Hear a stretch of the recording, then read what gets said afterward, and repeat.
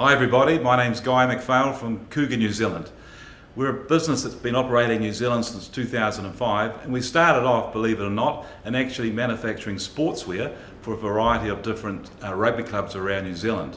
The experience we learnt with that has held us in good stead, and we acquired the brand not too long ago, and we decided to really focus away from professional sports teams into the community. We wanted to look at the areas of deprivation and wanted to be able to provide something extraordinary. During lockdown we had some spare time to talk about and think about what was happening in the world in New Zealand, and with the advent of the cyclone that happened in Gisborne, we believed that the district of Wairau was vulnerable in the event of a natural disaster. And so we went about looking at the geography and looking at the communities and how they were reasonably isolated from other provinces. And so we believe that by helping them have some resources to help in an emergency situation, that this would be of enormous benefit to them. With the concept now fully in our minds, we had to come up with how we were going to execute such a plan. We knew that the community of Wairau wanted to have their own input into what they could see as being essential in the event of a natural disaster. We just had to agree on the contents that would go into a proposed container. So we sought and found 25 what we call tri-door containers, which have doors at either side, and we configured the inside of the container to actually be able to take the contents which we'd agreed to sign off. The contents were supplied through some of our supply chain resources and also through some of the donations that came through the local community. The end result was that we all agreed on a container that would be fit for purpose for those communities. We just needed to put it in place. Concept has been confirmed. We now need to look at the contents that go into the emergency containers.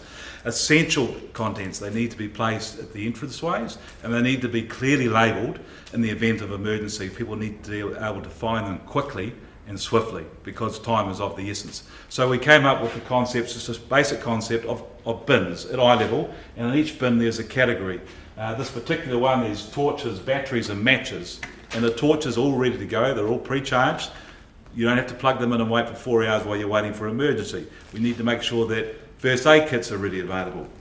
We need to make sure that the flares are ready to go to, all some of the core areas of the content that need to facilitate an emergency plan. We start to implement the containers. We've got product coming in pallets from a variety of different sources, all to a central location here in Napier. So we have to take the pallets apart, put the product into clusters, and my team of 4 people skilled in logistics and actually supply are separating things out to put into each respective container. We've got 68 styles of items that go in there, and hundreds and hundreds of different quantities going into these containers. The container consists of 7 cardboard bins, which are easily located with very strong corrugation and the ability to access the product, as well as purpose-made shelves to identify product on the plastic containers. That all ties into a schematic which is actually located on both inside of the doors, where you can locate the product if you can't see it visually when you walk through either door. So we had to role play how people would actually react or their behaviour in trying to find a necessary item in the event of that emergency. For example, if you have a tree that's fallen down over a road, the person can come to the schematic here and they can see that we have chainsaws located in the container. This is the chainsaw and this is where they're located. We can also show them where there's a generator, all fully loaded with petrol ready to go. So very simple to familiarise yourself of where to find things. Where to find things in the event of an emergency is a success or failure of these emergency containers. We believe that we've got it right. Containers are complete. The next stage is to get them delivered on site. The on site was important from a management perspective, that we prior to delivery that we'd inspected a site and that the site was level, it was dry, and more than anything that the driver could access the chosen place. As some of the aspects or geography of Wairau is pretty rough, and so that was done over probably a 2-month period, where a dry run was done and branches were cut down, the road was inspected, the bridge weight was inspected. We're fortunate enough also to have a driver that was an ex-logging contractor, a local guy, very familiar with the place and very handy at having a truck and trailer unit with a higher unit, which was able to basically pick the containers up, which were just under 5 tonne, and put them into place, and they were located normally on a concrete pad, or in most cases there was half round logs put on the corners to make sure that the container was off the ground so air could circulate underneath, but that it was stable and secure and that the doors could be opened at either end.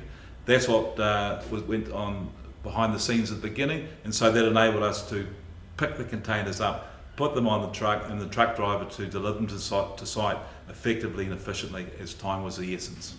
Every good project has good partners, and we were fortunate enough to do a lot of collaboration at the beginning and right throughout the whole project with the local Te Whare Maire o Tapawai Whānau Ora Waira, who enabled the whole project to happen. Their relationship with Tapuni Kokiri was pivotal to enable the funding to be made available. We believe with the completion of this project that there is definitely a market that we believe that Kooga could help out with regard to providing a container to do all sorts of things that will help the community no matter what that need may be. Let me explain that a bit better.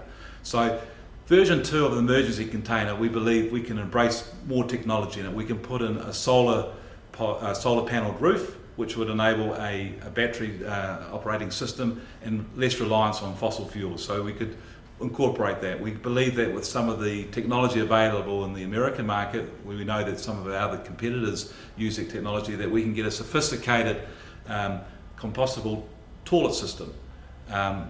We know that there are various other items which have been developed around the world which we could tie into. So there's lots of opportunities, we believe, to do more.